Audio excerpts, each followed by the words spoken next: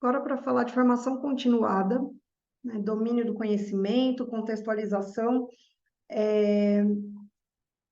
uma das coisas muito importantes para mim é essa questão do domínio do currículo, né? Então, tanto de estudar sempre o currículo paulista, de dominar mesmo todos os conteúdos que estão ali.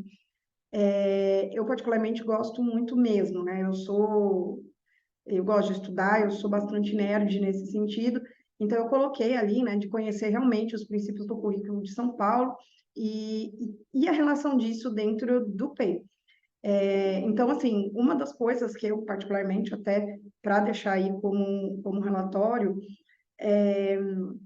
eu tenho minhas críticas em relação ao currículo paulista, né, o como ele organiza, por exemplo, as coisas em matemática, né, eu não gosto muito, por exemplo, de como que ele fez para o terceiro ano do ensino médio, eu acho que não é legal o conteúdo, né, mas agora que tem essa parte do Prepara São Paulo, né, e tem toda essa questão de revisões, assim, melhor, porque do jeito só como estava bem ruim, né? Assim, muito poucos assuntos a serem trabalhados no terceiro ano e um pouco fora da nossa realidade, né? Assim, quando eu falo da nossa realidade, porque os alunos, eles têm esses alunos, principalmente do terceiro ano, eles têm muita defasagem, visto a questão da pandemia, né? Eles foram alunos que perderam muita coisa, eles estavam no nono ano do ensino médio quando a pandemia aconteceu e as escolas foram fechadas, então é muita ingenuidade a gente achar, né, que aquele ano foi um ano 100% proveitoso, não foi? A imensa maioria dos estudantes não aprenderam de verdade praticamente nada, e aí, na matemática, especificamente, o nono ano é um ano muito importante, assim, de fechamento de ciclo, de aprendizagem de várias questões. Então, aí, esses alunos, eles tiveram muita dificuldade, né, porque não tiveram aula. Então, volta-se no ano seguinte, metade, né, uma parte, ainda no começo do ano, ficou sem aluno, depois aquele esquema de volta um pouquinho, alguns voltam uns dias, outros voltam outros, não era obrigatório voltar. Então, também, né, esses alunos tiveram aí essa defasagem. A gente sabe que também não aconteceu direito, né? Então, eles só voltaram de fato para a escola o ano passado, quando eles estavam no segundo ano do ensino médio. E no segundo ano, eles já tinham todas essas defasagens. E aí, pensa, né, eles estão entrando no novo ensino médio, tudo diferente, um currículo diferente. Então, assim, é, a defasagem em matemática é imensa, né? Era o ano passado e não foi suficiente para suprir para chegar nesse ano. Então, assim, ao estudar o currículo paulista, o que me vinha muito à cabeça é essa questão, né? Como fazer, né? Como fazer com aquela coisa lá, com aquela matéria, com aquele assunto, se os meus alunos não sabem o básico, né? Então, é muito, né? Tem que estudar, tem que, né, buscar ferramentas. Outra coisa que eu busquei também é tentar fazer cursos da EFAP. Esse ano, os cursos que abriram ali no começo eram cursos que eu já tinha feito, né? Cursos voltados à PEI. O ano passado eu fiz um monte de cursos da PEI, então esse ano não tinham muitos cursos. Eu cheguei a começar um curso sobre o final, né, nivelamento dos anos finais do ensino médio, mas, enfim, por uma questão aí de férias, eu acabei não fazendo a tempo, no prazo, a avaliação final, então eu não tenho o certificado desse curso. E também aí um curso que apareceu ali que eu quis fazer da EFAP é um curso sobre gestão, que eu até nem sei exatamente se é um curso voltado para mim, né? Mas deixa eu pegar o nome do curso aqui. Orientação, desenvolvimento de lideranças, PDL. Um curso voltado mais para a gestão, apesar de eu não ser da coordenação, eu não sei, né, da gestão, eu acho que é um curso muito bom, eu fiz aí ele agora há pouco, terminei, E esse curso é muito interessante porque, apesar disso, né, de ele ter essa visão um pouco mais da coordenação, eu acho que é muito interessante para a gente pensar na gestão da sala de aula, né, que é outra questão aí que a gente também trabalha. Então, acho que valeu a pena. Outra questão, né, que está dentro da didática, dentro aí da formação continuada, é a ideia de estudar metodologias ativas, né, que eu coloquei como uma das minhas ações. Então, assim, eu tentei bastante esse ano também estudar, tentar entender um pouco mais sobre isso, para aplicar dentro da sala de aula. Eu confesso que eu ainda tenho um pouco de dificuldade com isso. Não sei se por ser, né, ter uma formação bastante tradicional até, mas talvez mais até pela questão da dificuldade dos alunos.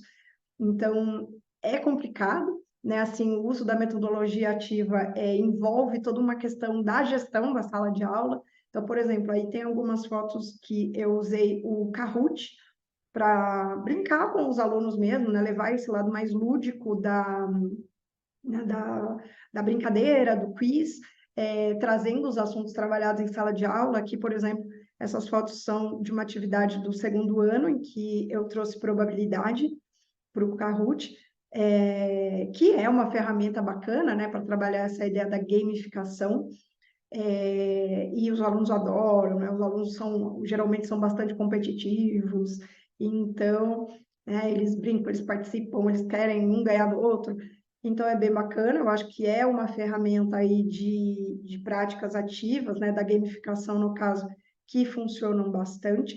Eu acho que, assim, na matemática, a gente não consegue tanto, por exemplo, como nas humanidades, né? Eu que venho da arte, que é linguagem, né? Que está mais dentro desse caráter mais humano, de fazer, por exemplo, sala de aula invertida, de jogar um tema para os alunos pesquisarem, eles apresentarem seminários, né? Essa coisa não rolou, né? Não funciona muito ainda aqui com esses alunos, né? Eu vejo que eles precisam ainda bastante dessa matemática básica.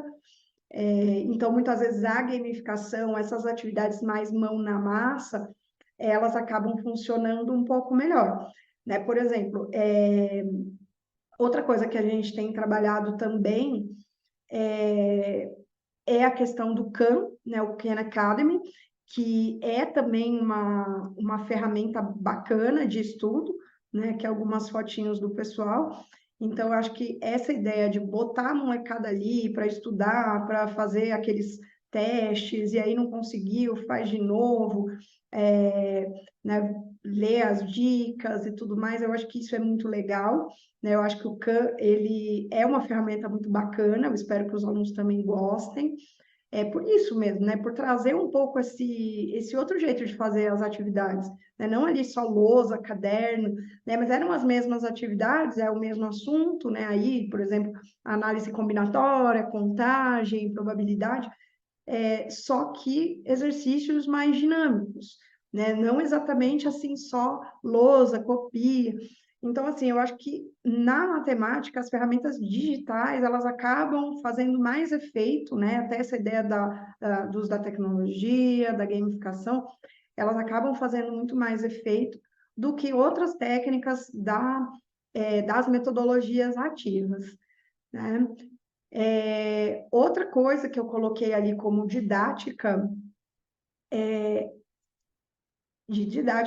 é também, por exemplo, a ideia de olhar, de estudar a partir de outras pessoas que são professores de matemática também, né? Então, por exemplo, tem muito canal do YouTube, tem muita gente que faz coisas muito legais, então, eu acho que isso é muito joia, né, de conhecer essas pessoas. Então, por exemplo, alguns canais do YouTube que eu acho bacana, né? Então, de colocar, por exemplo, alguns canais como o Equaciona, do Paulo Pereira, o Tá Lembrando, do Rafa Jesus.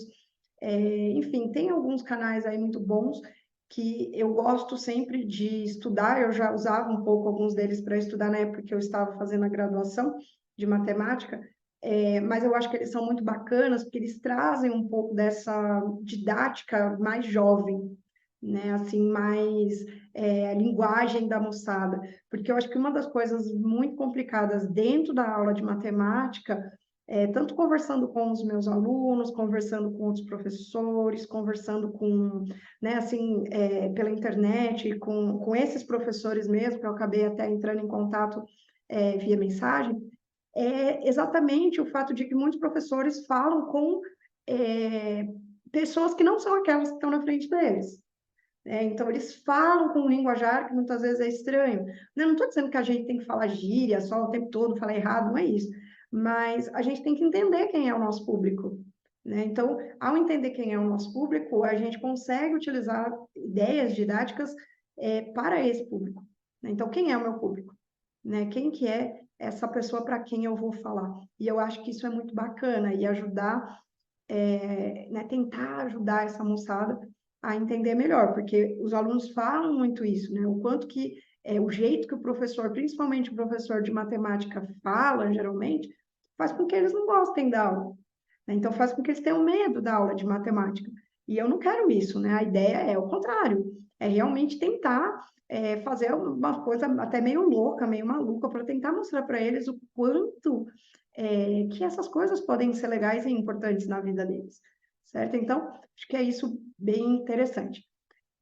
Outra questão é em relação às provas, né? Eu tento, por exemplo, fazer atividades avaliativas que sejam, como eu posso dizer, que sejam mais próximas da realidade desses alunos mesmo, né? Então, quando a gente tem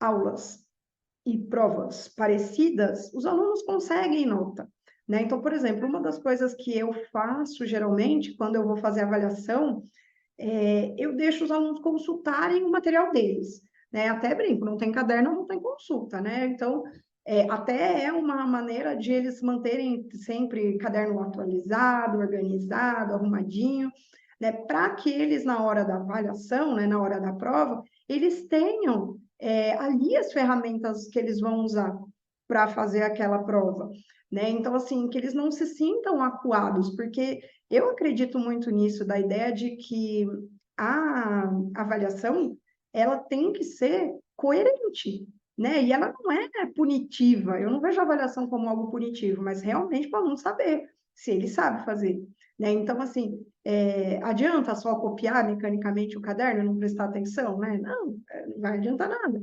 Então, assim, ter ali o caderno não é cola, eu não vejo assim, né? E os alunos costumam ir bem, todos não, né? Mas os alunos costumam entender isso. E outra coisa que em alguns momentos, por exemplo, eu faço algumas atividades também, que eu coloco nota, é que eu coloco os alunos, por exemplo, para se ajudar. Eu acho isso fantástico, né? Então, assim, às vezes um colega explicando para o outro funciona mais, né? Funciona melhor. Então, isso eu acho muito bacana, né? Isso eu acho muito legal. Um aluno ajudar o outro, né? Um aluno tentar realmente cuidar, de certa forma, assim, do outro. Isso é muito legal. Quer ver? Eu vou colocar aqui né, por exemplo, algumas imagens. Eu tenho uma foto, deixa eu só, cadê aqui? Eu vou compartilhar. Eu tenho uma foto aqui de um aluno, de dois alunos do terceiro ano, o Kevin e o Eduardo. Eu acho linda essa foto, é, porque eu acho bacana isso, né? É uma coisa que eu encho muito o saco deles para que eles façam. Às vezes, um ajudando o outro, a coisa flui melhor. Né? Então, ali no terceiro ano, principalmente, a gente tem bastante isso, né? Tem a moçadinha que se ajuda. Nessa mesma sala do Kevin e do Eduardo, a gente tem, por exemplo, o Gustavo, que é um outro aluno que ajuda muito os colegas também, né? Aqui também, por exemplo, a gente tem esse aqui são do segundo ano, o Thiago e o Luiz Fernando, né? Que se ajudam muito, estão sempre juntos. Isso eu acho muito bacana, né? Essa ideia de eles estarem o tempo todo sendo, vamos dizer assim, motivados a ajudar um ao outro, né? Que são as fotos do Kahoot. Nessa sala aqui, por exemplo, as meninas, elas são meio bagunceiras, conversam um pouco, assim, mas elas são muito ligadas uma à outra, uma ajuda muito a outra, principalmente nessa aqui que a Gabriela ajuda as amigas, muito, muito legal. Né? Eu acho isso muito bonito, né, de ter essa preocupação. Então, eu acho que a avaliação tem que ser por aí também. Né? Então, assim, a gente tem que olhar, né? E o aluno tem que ajudar o outro aluno. Né? Um aluno tem que fazer com que o outro aluno também saiba, também consiga ir bem. Né? Então, para mim, as avaliações têm que ser desse jeito. Né? E é assim que eu tento fazer com a moçada. Ok? Ainda, né, dentro dessa ideia, dessa competência da formação continuada, a gente tem também a contextualização, certo?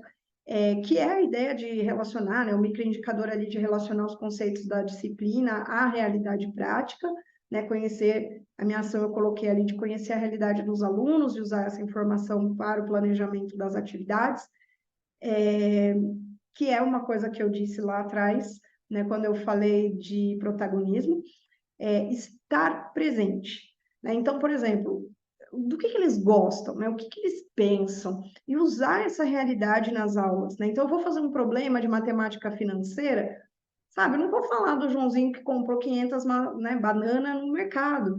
Né? Não, o que eles gostam, o que eles iriam querer comprar, né? O que eles precisam saber. Né? Então, assim, sempre contextualizando. Então, é uma coisa que eu tento fazer o tempo todo. Né? Eu não tem foto que prove isso exatamente, mas né, essa ideia de sempre estar ali com eles e ao conhecê-los, trazer para dentro dos problemas, por exemplo, de matemática, né? Eu gosto muito disso, que também é, de certa forma, uma metodologia ativa, né? O estudo por problemas, é, de tentar trazer essa realidade. Então, eles gostam do quê? Né? Então, por exemplo, eu me lembro que o ano passado, quando eu ainda estava em arte, eu cheguei a fazer uma pesquisa com eles sobre música, e aí a gente fez análise de música, das coisas que eles escutam, e enfim, né, por mais que não seja aquilo que, por exemplo, no caso da música, né, que eu goste, que eu escute, vamos olhar, né, vamos conhecer. Eu acho que isso faz muita diferença na sala de aula. E eu acho que isso traz aí né, um up na aula e eu sempre tento fazer. Outra coisa que é a ideia é sempre relacionar o conteúdo das disciplinas, né, da minha disciplina com as outras. Eu gosto particularmente muito de tentar fazer ligações.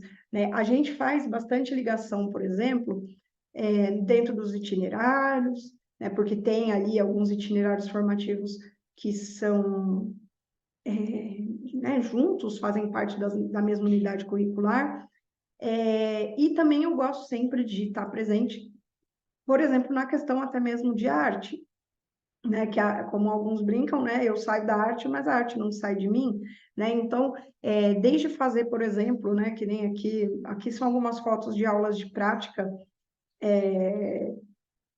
que eu tenho com o terceiro ano, então sempre de tentar trazer alguma coisa assim mais visual, né, mais artística, mexendo um pouco com a questão da tridimensionalidade, né? Aqui, por exemplo, foi um trabalho que a gente fez com canudinhos para trabalhar triângulos, mas aí eu já vamos trabalhar tridimensionalidade, vamos trabalhar intervenção artística, vamos trabalhar, né, assim, as outras ideias. Eu vi que o terceiro ano estava estudando umas coisas relacionadas a isso, a performance, a arte urbana, umas coisas assim na aula de arte. Aí eu falei, vamos pegar e vamos fazer. Né? Então, vamos participar. Né? Eu acho que isso é muito legal também, né? De mostrar para eles também, no caso da matemática, o quanto que ela está em outras coisas.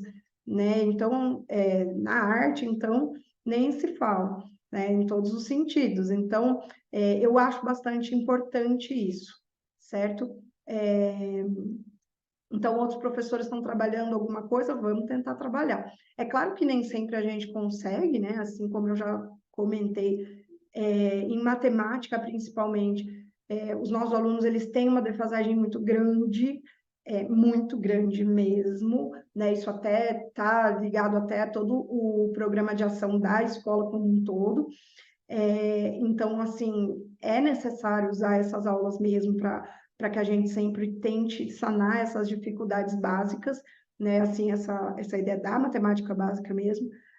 Então, né, até gostaria mais de estar mais presente em aulas de outros professores, mas ainda assim, sempre que possível, é gostoso de trazer, né? Então, estar presente, conversando bastante com os outros professores, porque eu acho que isso que é legal também, né? A nossa troca, que faz com que a gente crie projetos, né? Que faz com que a gente faça coisas juntos, e isso é muito bacana. E uma coisa que eu acho legal é que, assim, a molecada gosta, né, dessa ideia de pôr a mão na massa, né? Gosta de fazer atividades que sejam assim, né? Por exemplo, que tenham essa ligação artística. Como eu brinco com eles, é quase como se eles não estivessem fazendo matemática, né? Mas eles estão, né? Então a gente acaba estudando de um outro jeito, de um jeito mais prático, de um jeito mais lúdico, e também dando valor aí a outras disciplinas, no caso, né? Como eu falei, eu acabo, até por uma questão de formação mesmo, estando mais próximo da professora de arte, né? E tentando aí trazer algumas ajudas a ela, do que, né, muitas vezes em outras matérias, mas sempre que possível, né? Então, vamos ligar isso aqui, por exemplo, a questões de estrutura de química, a questões de estrutura de física. Será que vai parar? Será que não vai parar? Né? Então, também trabalhando junto com essa ideia de outras matérias aí no caso das ciências, certo? E, basicamente, é isso, né? Então, assim, essa questão da didática é uma coisa que eu, nerd que sou, tento bastante bater na tecla, né, para que as aulas realmente fiquem melhores. Então, estudar sempre, fazer cursos, participar de eventos, sempre que possível, para que nada, né, nada fuja, para sempre ter mais argumentos, sempre ter mais cartas na manga, para que as aulas sejam cada vez melhores.